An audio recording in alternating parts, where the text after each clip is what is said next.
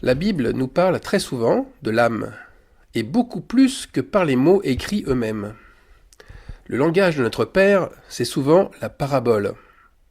La parabole, c'est une image, une métaphore qui est construite à partir de la réalité. C'est une image qui demande l'intervention, en tout cas, de l'Esprit divin pour en avoir la juste compréhension. Le verset du Deutéronome, où Moïse loue la toute-puissance de Dieu en ces termes. « Car quel Dieu y a-t-il au ciel et sur la terre qui puisse imiter tes œuvres et tes hauts faits ?» Eh bien, ce verset se traduit aussi par « Quel Dieu y a-t-il en esprit, au ciel, et dans l'âme humaine, la terre, qui puisse imiter tes œuvres ?» Parce que n'oublions pas que la terre, c'est notre âme, et notre âme s'exprime par le moyen de notre corps. Tous deux, alors, s'expriment et expriment ce à quoi nous croyons profondément.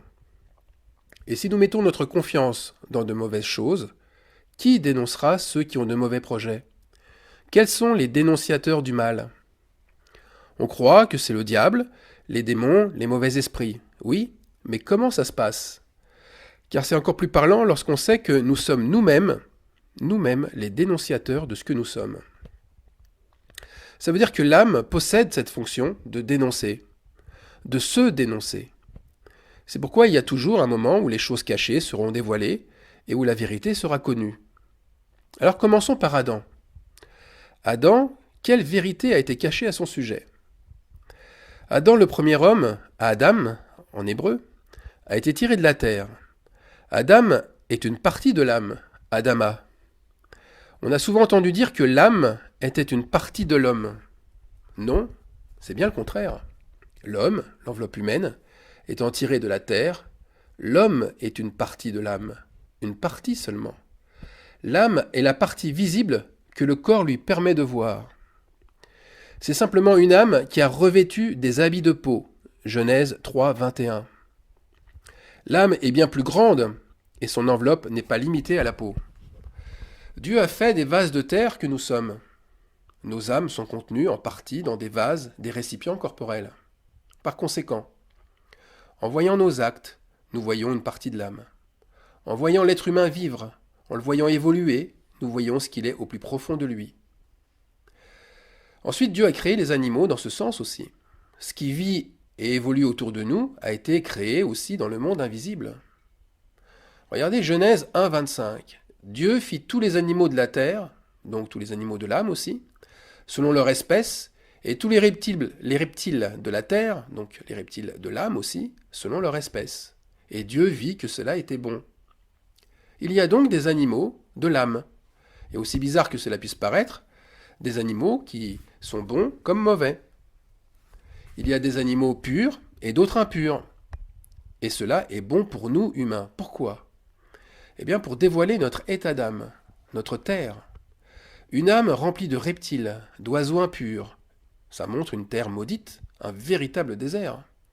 Ce lieu plein de chacals, de vautours, de serpents a vocation à disparaître. Eh bien cette âme animale n'a pas vocation à perdurer. Les catastrophes, comme les tremblements de terre par exemple, sont des tremblements de l'âme aussi. Elles servent à faire chavirer celui qui se croyait roi indestructible sur sa vie et sur ses croyances. En fait, c'est comme s'il avait vendu son âme au diable. Et une âme diabolisée, eh bien c'est une âme qui a accueilli et même qui a acheté une contrefaçon de la foi. Le témoin fidèle et véritable d'Apocalypse 3. Ce témoin demande à ceux qui ont une âme diabolisée d'acheter un collier pour les yeux. Un collier afin de voir, de prendre conscience de son état d'âme. Puis, ce témoin fidèle et véritable leur demande d'acheter de l'or éprouvé par le feu. Bien seul un cœur pur montrera une foi intacte après l'épreuve du feu. Par conséquent, seule une âme purifiée pourra garder la foi dans les plus grandes épreuves qui attendent tout le monde. Des épreuves qui attendent tout le monde. Or, le corps terrestre, il faut le dire, le corps terrestre n'est pas aussi transparent que le corps céleste. Notre habit de peau parvient plus ou moins à cacher l'âme. Mais avec le corps céleste, il n'y a plus aucun filtre. Tout est alors transparent, tout est à nu. Ce corps céleste, Jésus l'a révélé à Jean dans Apocalypse 4, verset 6. Jean a vu l'âme pure de Dieu. en ces termes. Il y a encore devant le trône comme une mer de verre semblable à du cristal. Mais bien avant, Jésus l'avait révélé aussi, ce corps de cristal, au moment de la transfiguration. L'âme se voyait à ce moment-là à travers un corps translucide et d'un blanc éclatant, blanc comme la lumière, nous relate Matthieu. C'est mon fils élu, écoutez-le. Qui, Dieu le Père, désignait-il comme fils élu? Il montrait une âme, mais laquelle? Et là, il faut arrêter de considérer l'âme comme une représentation unique. Il faut arrêter de voir une seule figure, une figure unique. Il y a trois personnes. Trois personnes étaient bien présentes sur la montagne. Il y avait Élie, Moïse et Jésus. Et Pierre, voyant trois corps, demande à Jésus de dresser trois tentes. Mais Jésus, comme seule réponse, lui montra une nuée dans laquelle il avait disparu.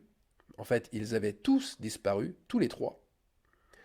Donc, une seule tente suffisait pour eux trois. Que voulait-il dire par une nuée, une seule tente? Eh bien, je crois vraiment qu'il voulait dire un corps, un esprit et une seule âme pour trois. L'âme de Moïse, d'Élie et de Jésus était la même. Non pas qu'elles se ressemblaient, plus que ça. Ils étaient réunis ensemble dans le même lieu, la même terre, la même âme, la même nuée, sous la même tente d'assignation, dans la même tente, celle de la rencontre. Pourquoi la rencontre? Rappelons-nous que l'Éternel Dieu donnait rendez-vous au sacrificateur à l'intérieur de la tente de la rencontre. C'était le tabernacle. C'était comme pour signaler que cette rencontre avait pour destinée la fusion entre son âme et celle du sacrificateur. Donc, c'est mon âme qui s'exprime par eux trois. Voilà ce que voulait dire le Père céleste sur la montagne de la transfiguration. C'est mon âme qui s'exprime par eux trois. C'est en elle, dans cette âme-là, que je prends mon bon plaisir. Écoutez-la quand elle s'exprime. Ce n'est pas une nouvelle trinité que je suis en train de vous montrer. C'est le Dieu unique, mais pluriel dans son amour. L'âme du prophète Élie, c'est Jésus. Et quoi penser de cette réponse très mystérieuse de Jésus? Les disciples lui firent cette question. Pourquoi donc les scribes disent-ils qu'Élie doit venir premièrement? Il répondit, il est vrai qu'Élie doit venir et rétablir toute chose. Mais je vous dis qu'Élie est déjà venu, qu'ils ne l'ont pas reconnu et qu'ils l'ont traité comme ils ont voulu. Jésus, lui aussi, a été maltraité comme Élie. Mais Jésus n'était-il pas en train de leur montrer autre chose? Leur montrer leur ignorance à vouloir séparer les âmes les unes des autres, alors qu'il n'en est pas ainsi du tout dans le royaume de Dieu. Le corps céleste englobe les âmes de plusieurs, et il n'y a pas de distinction ni de frontière entre l'esprit, l'âme et le corps. Voir la frontière aveugle les scribes qui attendent Élie sans voir quand Jésus vit Élie, et vice-versa, quand Élie vit Jésus. D'ailleurs, pourquoi Dieu pense-t-il toujours à nous, ses créatures, plutôt qu'à lui? Dieu, c'est Elohim, et non Eloah. C'est un Dieu unique, mais pluriel par son corps, par son âme, mais aussi par son esprit. Alors, revenons au regard de Dieu. Rappelez-vous mon message sur le regard de Dieu. Eh bien, ce regard se fait par son trône. Et là, je cite donc un verset d'Apocalypse, et là, au milieu du trône et autour du trône, il y a 4 êtres vivants remplis de Dieu, devant et derrière. Je vais un peu plus loin, le second être vivant, donc je passe au second être vivant, il est semblable à un jeune bœuf. Les 4 êtres vivants ont chacun 6 ailes et ils sont remplis de Dieu tout autour et au-dedans. Ils ne cessent de dire jour et nuit, Saint, Saint, Saint est le Seigneur, Dieu, le Tout-Puissant qui était, qui est et qui vient. Ce deuxième être vivant, qui est rempli de Dieu et qui ressemble à un jeune bœuf, eh bien c'est la communion fraternelle, c'est même la puissance de la communion fraternelle. Et tous ces yeux, ce sont les yeux des croyants, des témoins fidèles et véritables. Cette communion, c'est l'âme 3 fois sainte observée de l'intérieur, et elle regarde à l'extérieur, tout comme l'âme. L'âme, justement, elle en fait partie. Et l'âme, elle se juge et elle juge. Elle voit l'âme intègre et elle voit l'âme qui est roi, qui règne comme un despote sur ses croyances, et l'âme qui veut régner sur sa vie. Eh bien cette âme-là, cette âme perverse, elle ne pourra subsister. L'âme idolâtre, l'âme qui est individualiste, qui dirige, elle est vouée à la mort. Elle ne peut être assemblée aux autres. Elle est condamnée par ses propres murs, parce que sa communion est rompue à différents étages. Ça veut dire que son âme est au-dessus des autres.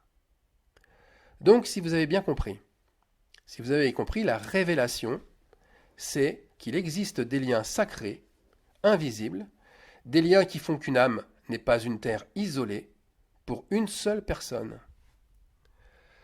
L'âme, c'est un lieu collectif, une histoire collective, un destin collectif. L'âme est donc collective. Elle a été créée ainsi. Mais sur terre, elle est perdue. Elle s'est limitée, emmurée.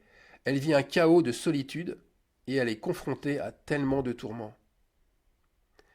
Mais Elohim est un Dieu qui a pour vocation de répondre aux besoins de son corps, avant de répondre à celui de son esprit. Sa demeure éternelle n'est pas un palais de solitude, et nous ne sommes pas son vis-à-vis. Nous sommes à l'intérieur de lui, comme lui vit à l'intérieur de nous par le Saint-Esprit. Voilà ses yeux à l'intérieur et autour de nous. Le Saint-Esprit. Nous savons en effet que si cette tente où nous habitons sur la terre est détruite, et là je suis en train de citer 2 Corinthiens 5, verset 1, cette tente où nous habitons sur la terre est détruite, nous avons dans le ciel un édifice qui est l'ouvrage de Dieu, une demeure éternelle qui n'a pas été faite de main d'homme. L'édifice céleste, c'est une tente transfigurée. Elle n'a absolument rien à voir avec ce que nous vivons et ce que nous constatons par nos sens sur cette terre. Nous ne sommes pas des âmes juxtaposées, vivant les uns à côté des autres. D'ailleurs, qui ne s'est jamais posé la question d'où vient cette aspiration profonde qui nous fait rechercher notre âme sœur, ou d'où vient cet idéal de la grande amitié, d'où vient le rêve de trouver un jour l'entente parfaite avec une tierce personne. Et nous pouvons nous poser aussi des questions quant à la superficie de notre âme, puisque ce que nous voyons, ou ce que notre intuition nous dit, n'est que la face visible de l'iceberg. Et aujourd'hui, les sciences humaines ou biologiques, elles ont évolué sur ce point, que notre corps n'est pas la frontière de notre psychisme, elle n'est pas la frontière de notre psyché. Psyché qui signifie psychisme en français, mais en grec, c'est le mot âme. Dans la vie de tous les jours, nous sommes aussi interloqués quand une personne rencontre une autre et l'appelle son âme sœur. Et nous constatons des fois le caractère, les aspirations qui s'assemblent parfaitement et les réactions qui sont même identiques. Vous voyez, la communication n'a plus besoin du langage verbal. Un simple regard suffit. Et les jumeaux monozygotes, ils nous renvoient aussi vers une forme de complicité, une forme de dépendance impressionnante. Une relation fusionnelle qui fait que parfois, éloigné à des milliers de kilomètres, l'un peut ressentir l'état d'âme de l'autre. Il peut ressentir sa tristesse, son désarroi, son besoin d'aide et de soutien. La question fondamentale, c'est d'où provient ce lien affectif indéfectible et invisible. La porte des questions est ouverte sur l'alchimie des âmes. Dieu a-t-il eu ce projet de former des âmes monozygotes? Seul son esprit nous permet d'aller plus loin, selon son bon vouloir. Alléluia. Alors une porte a été ouverte aussi avec Paul, l'apôtre Paul, lorsqu'il dit, animé du Saint-Esprit, que Dieu a un projet bienveillant. Et ce projet, il l'avait conçu en lui-même, pour l'exécuter lorsque les temps seraient accomplis. Et ce projet, c'est, Éphésiens 1,9, de réunir toutes choses en Christ, celles qui sont dans les cieux et celles qui sont sur la terre. Réunir toutes choses en Christ, n'est-ce pas revenir à l'origine? Se poser la question du comment l'âme est-elle disposée dans l'Esprit de Dieu? Et inévitablement, cela renvoie à la question, bien sûr, de l'âme collective. Les âmes dans l'Esprit de Dieu diffèrent de celles qui sont éparpillées sur terre. Et le but est de les assembler en suivant l'exemple de la transfiguration, puisque Christ est le premier en tout. L'âme qui ressemble à une pièce d'un puzzle sur terre, elle montrera en Christ le puzzle lui-même. Jésus ne voulait pas que les disciples parlent de la transfiguration. Il ne voulait pas qu'ils en parlent avant qu'il soit ressuscité. Pourquoi ? Parce que le Fils de l'homme savait que cette connaissance-là ne pouvait s'accepter qu'avec l'Esprit Saint, qui seul peut convaincre de justice. N'est-ce pas le même scénario ? Ce scénario que montrait Josué avec les Israélites ? Les personnages du départ, ils se confondent à la fin avec leurs tribus, et ils héritent ensemble du même sol. Il n'y a plus de Caleb, il n'y a plus de Josué une fois arrivés en terre promise. Il y a un territoire pour chaque tribu. Une terre pour chaque tribu. Une âme pour chaque tribu. En voyant que en Christ, que deviennent les croyants ? Que deviennent leurs âmes une fois régénérées ? Le Pentateuque nous montre l'ombre des choses à venir. Israël va continuer à vivre parce qu'elle sera rassemblée par tribus, répartie par territoire. Oui, la tribu de Juda, c'est un territoire, c'est une terre, c'est une âme. Mais attention, comme je l'ai expliqué en 2019 dans un message sur le jugement des familles et le nombre 16, je vous conseille de revenir sur ce message d'ailleurs, du jugement des familles, le rassemblement est fait par Dieu en rajoutant des servantes étrangères par exemple. Il l'avait fait avec Zilpa, la Syrienne Zilpa, qui est une des mères justement des tribus d'Israël, et il l'avait fait avec ses 16 descendants. Mais il y avait aussi le rassemblement qui se faisait en excluant des judaïtes rebelles. Alors l'Église est-elle aussi associée à une entité, à une âme ? On va lire pour ça Actes 4.32. La multitude des croyants avait un seul cœur et une seule âme. Et personne ne disait qu'ils avaient quelque bien à lui, mais tout était commun. La multitude dans une seule âme. Est-ce juste une simple métaphore pour montrer la profondeur de leur amour ? Eh bien, l'héritage que nous promet Christ, est-ce un héritage individuel ou bien un héritage collectif ? Il nous sauve, nous et notre maison. Il rassemble les âmes par famille. Une âme, c'est une famille reconstituée par l'Esprit Saint. C'est une terre où habitera en paix ceux qui hériteront de cet endroit. Mais comment se fera cette reconstitution ? Par le tirage au sort. Et non pas par une élection, comme une prédestination, mais comme une adoption. Et c'est ce que nous montrait au départ le livre de Josué. En Christ, il n'y a plus ni homme, ni femme, ni mari, ni marié, ni père ni mère, ni juif ni grec, ni blanc ni noir. Bref, ce que nous vivons ici-bas, seuls, mais aussi avec les autres, détermine quelle âme nous aurons en Christ, et donc quelle famille nous allons fusionner, avec quelle famille nous allons fusionner. Toutes les cartes seront rebattues. Les familles terrestres ne seront pas forcément les mêmes en Christ. L'un sera pris et l'autre laissé. Celui qui veut sauver son âme ou garder son âme pour lui, la perdra. Et celui qui est prêt à perdre son âme pour en sauver une autre, la sauvera. L'âme en fait qui se suffit à elle-même est une âme perdue. L'âme, aussi belle soit-elle, si elle est seule et n'a aucune ramification avec les autres, elle est destinée à la destruction. Alors il me vient, justement, à l'esprit, ce verset d'Apocalypse.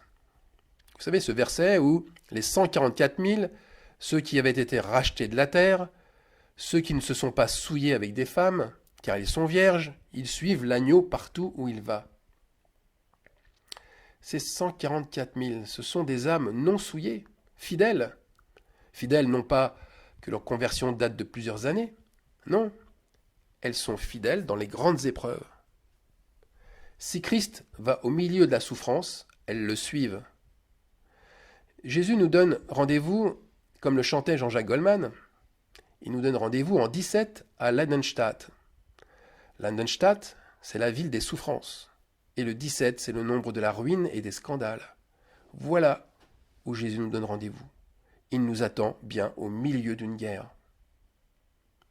Alors je me lève de mon canapé à ce moment-là, c'était le moment où j'avais écrit ces lignes, pour passer à autre chose, et je regarde machinalement ma montre qui indique 14h40, 144. Et dans mon cœur, je reçois comme une approbation du Seigneur. Avec l'âme, c'était le moment et l'occasion de parler des 144 000. Alors l'idéal humain n'est-il pas en fin de compte le même que le projet de Dieu? La plus belle âme, c'est quand même celle qui aime en s'oubliant soi-même. L'abnégation absolue. C'est vrai que la barre est haute. Elle est haute puisque l'âme la plus belle, c'est quand même l'âme qui s'oublie pour l'autre. Et le lien entre soi et les autres, eh bien ça c'est un lien qui a pour objectif que l'âme divine soit de retour dans son lieu de repos collectif, son sabbat. En fait, Dieu dévoile son âme par nos multiples visages.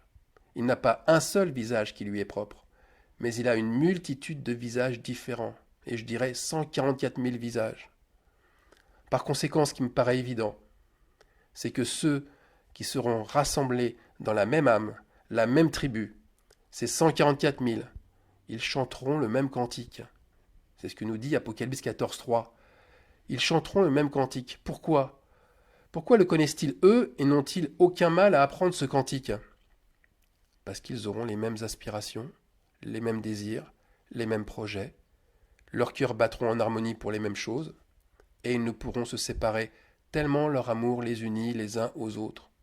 Encore plus que le montre la fusion des frères jumeaux, des frères inséparables, issus du même œuf. Amen.